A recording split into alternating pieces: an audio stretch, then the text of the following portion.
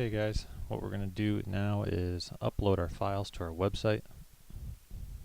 You can see here I have a cart web folder and some files in my local file area, and we have options here to either download or upload. So here are our local files.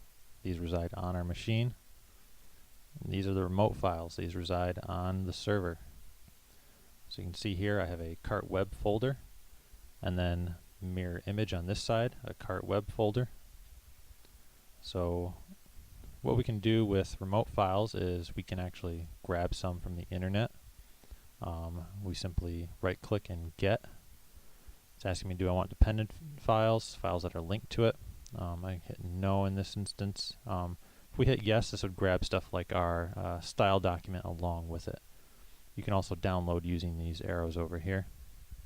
So what we need to do is put this folder, I'm going to collapse it and select it, choose put to upload, and because I'm putting the whole folder, I know that all dependent files are going to go with it, so I'm just going to click no, and you'll see it here go through the process of uploading everything to our remote storage. In this instance here, my index file wasn't saved. Little asterisk indicates that. I'm going to tell it yes to save the file. It'll continue through and finish the upload. You can see here our three main elements, both remotely and locally.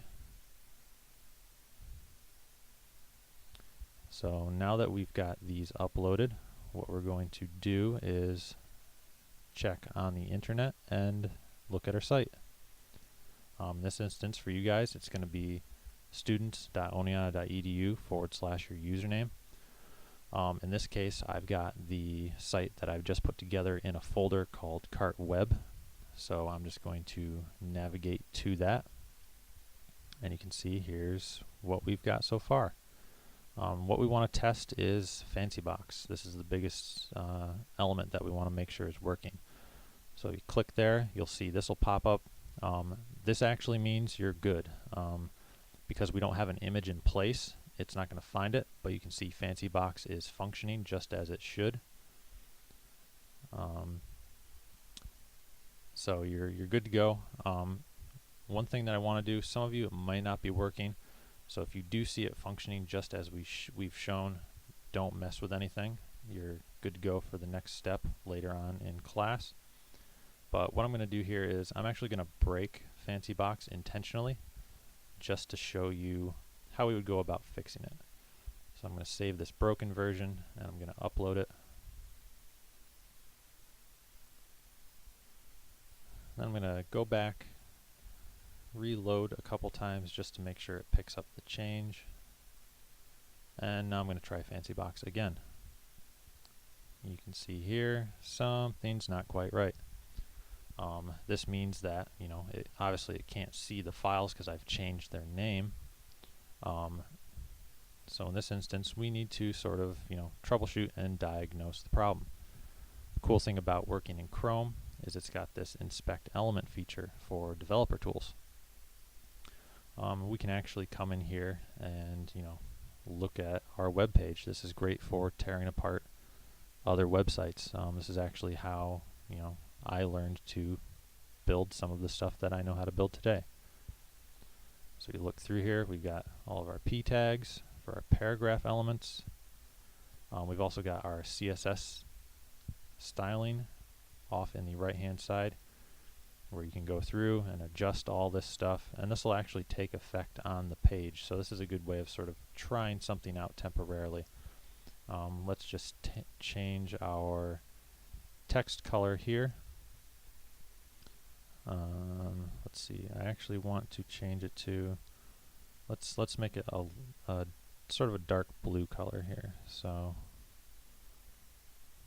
I'm just sort of, I guess, eyeballing this. Let's see, rough range would be somewhere's in here, and you can see here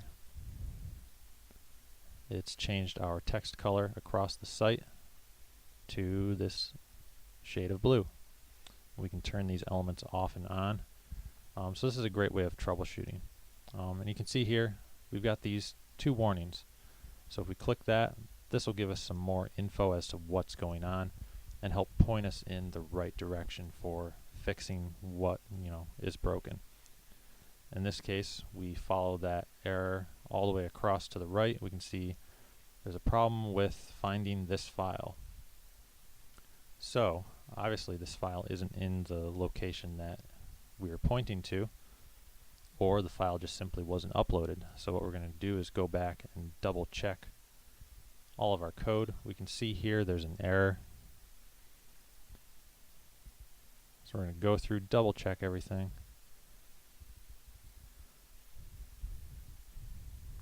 All this looks good. Our link Fancybox class tag looks good. So what we're going to do is we're going to save and upload and see if this fixes the problem.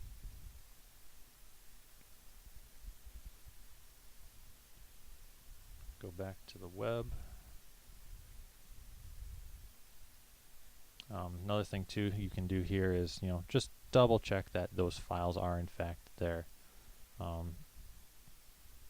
rather than going from one thing to the next. Go through, double check everything while you're at it. Looks like everything's there, so we're just going to refresh, and we can see those errors are no longer present. We're going to click to test it. Our icons are gone, and you can see it's back to working the way it should be. We do have one warning. All that warning is most likely that's pertaining to the fact that there is no image there. It could also be something non-critical as well.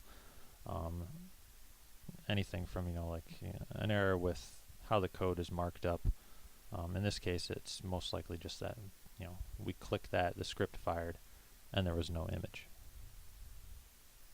You can also use this little magnifying glass to sort of go through, select an element.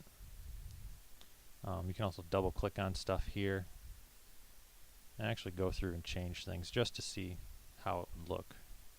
So this is a handy tool for going through, making adjustments and diagnosing any sort of problems we have.